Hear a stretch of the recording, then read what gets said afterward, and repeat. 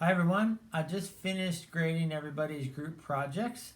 I was fairly pleased with how you all did and with the work that you put in and the cooperation between your groups, between each of you in your groups. And so really appreciate the work. I know that group projects aren't the greatest or the most fun thing because you're dependent on one another. You have to work together. All these things that are just a little more difficult in an asynchronous environment. So I appreciate all the work that you put in and was fairly pleased.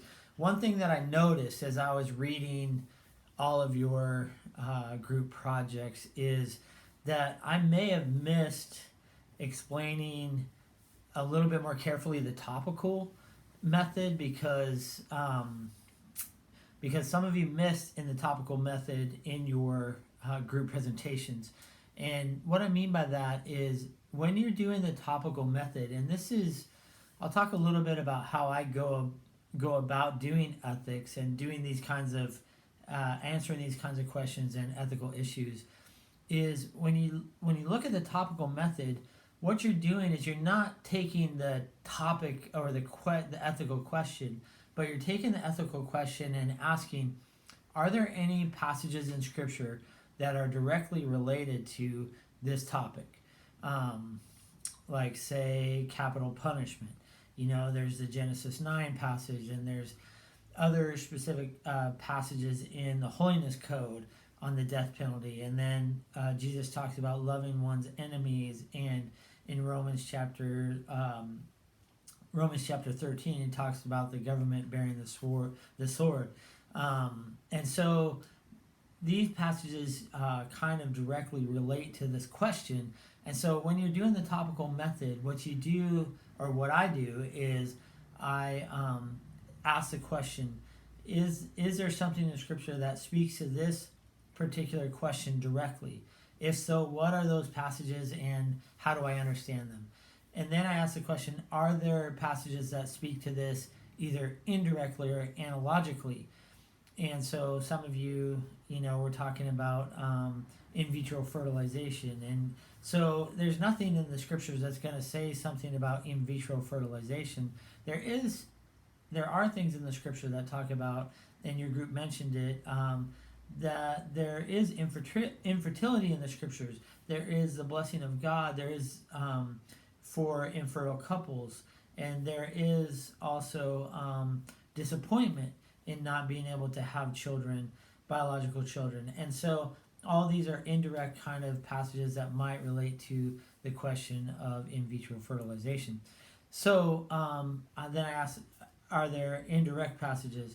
Are there passages that I can draw an analogy from or something like that? So I'm building out a case of passages that directly or indirectly or analogically relate to the specific ethical question that we're talking about.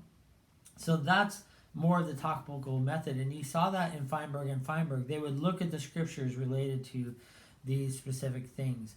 And so I want to make sure that you all kind of know that. I didn't explain it as much because in evangelical ethics, this is what we tend to drift towards, is we kind of look for proof texts. And this is not a bad thing unless you're looking to prove what you already think. But you can look for texts that relate to these questions directly or indirectly or analogically, and you can begin to build out a framework for developing a Christian ethic in that. It's just that you need the other methodologies to balance that specific method out, because you can end up by just drawing some proof text in, you can end up missing the arc of Scripture and how, like, a narrative over the course of time, like let's say the death penalty, a narrative over the course of time might soften our view of the death penalty a little bit. And so that's going to balance out maybe some of the very specific texts about the death penalty in the Holiness Code.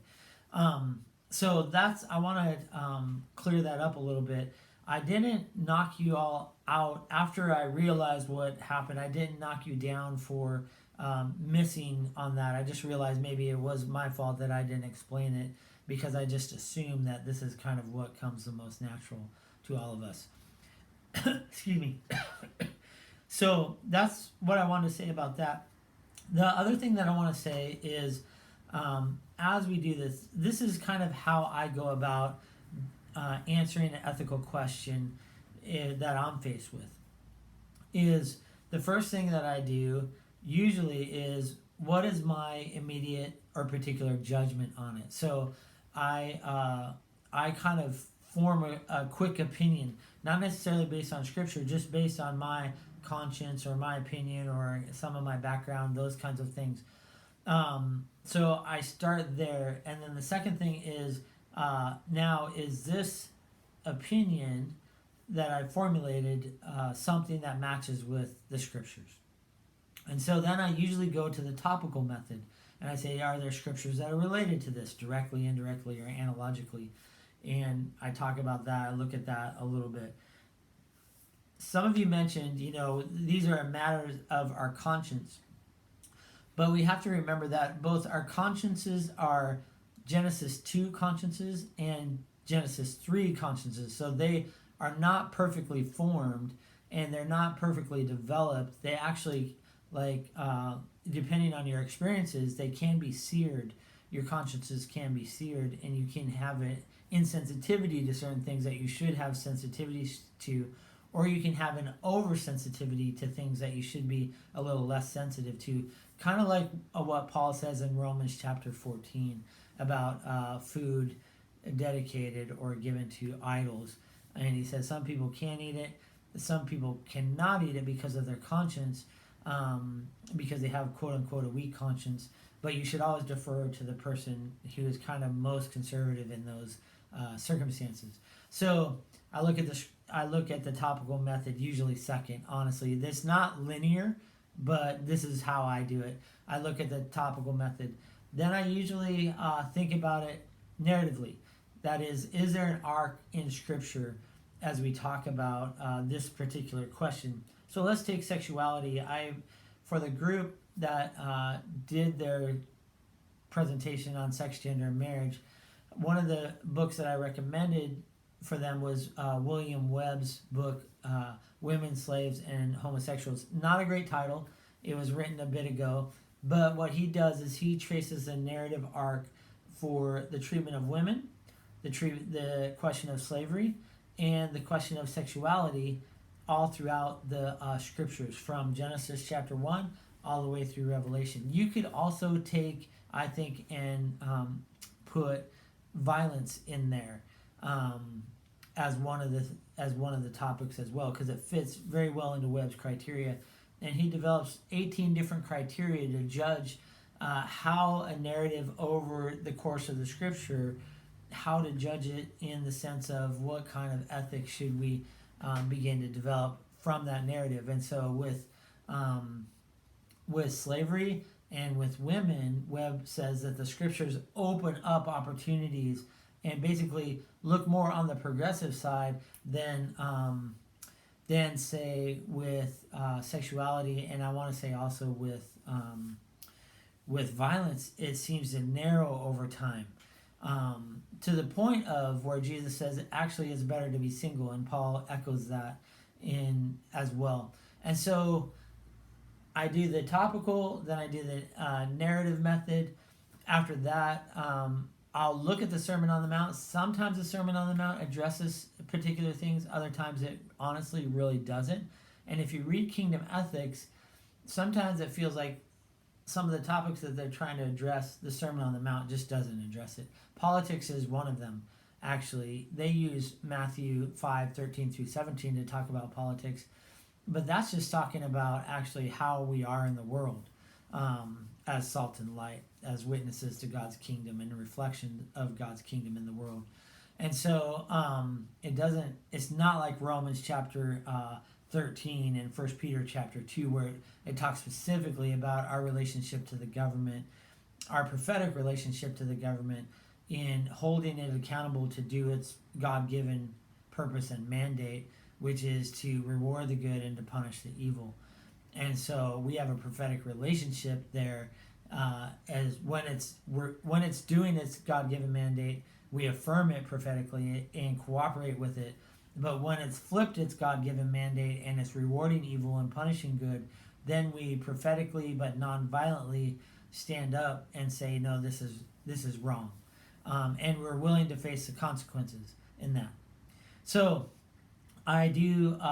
So that's the the narrative method, the topical method, the narrative method, and the Sermon on the Mount, and that can be is incomplete because Jesus doesn't address everything that we're talking about in the Sermon on the Mount. And then I usually go to ethics on the margins and say, okay, how does this affect those who have traditionally been on the underside of power and haven't had a voice in some of these questions?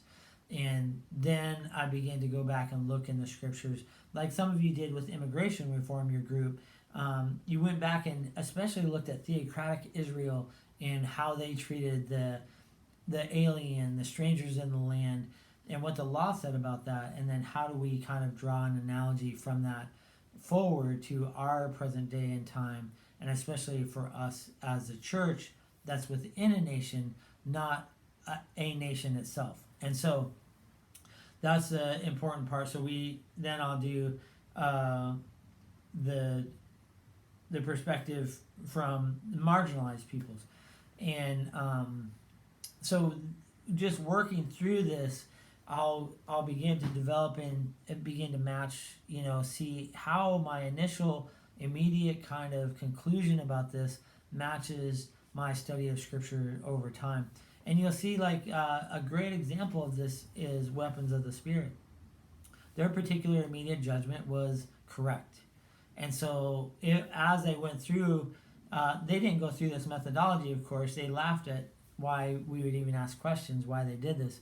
But if you went through the methodology, they would see that their judgment was right.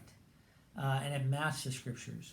And so we just that's kind of how I do it. And sometimes I'll do it a little differently. I'll look at the narrative methodology and the arc of scripture first, and then look at other specific passages. Or sometimes I'll start with the Sermon on the Mount, and then go from that point forward, and then just mix and match the other three methods. And so I just wanted to kind of give a short little lecture about that, just to clear up especially the topical method, but then to also talk about how I continue to form a more robust, a thicker, richer Christian ethic. And this is what you'll be doing in your final paper, is you'll take one of these issues and you'll just dive deeper than what you could do in your group project.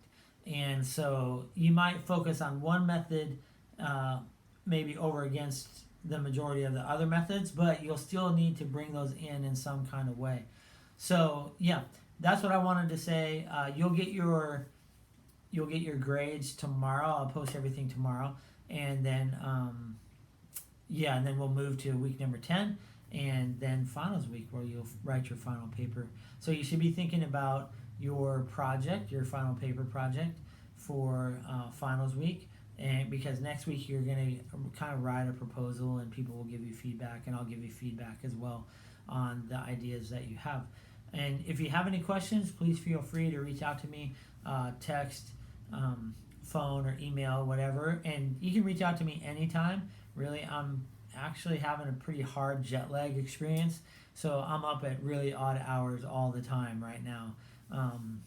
And sorry that you don't get romantic location from Italy anymore, not Siena or Lucca or Florence or any of the little crazy villages that we've and cities that we've visited while we were exploring the Via Francigena pilgrimage trail. So hope you had a great week this week, reading each other's assignments and projects, and then I'll have another video on Sunday to talk about how to have a successful week number 10 and finals week. Okay? Have a great weekend.